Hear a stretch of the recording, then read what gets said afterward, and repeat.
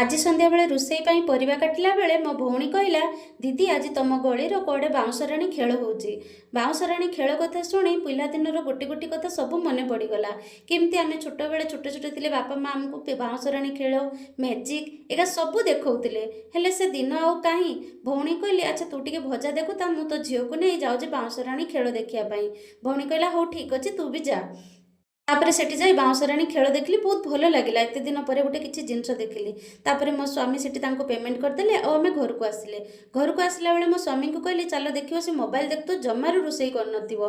सतकु सत सैया ही हैला। ताको दी चापड़ लगेली। तापर आसी देखली मो हस्बैंड गोटे बैग आनिथिले। मु तांको पचारली बैगटा कोठू ना सान घरु आसी दही बरा बोले। सान माने मो जा आउ केही नुह मो जा को मु सबुदिन सान बोली कुहे।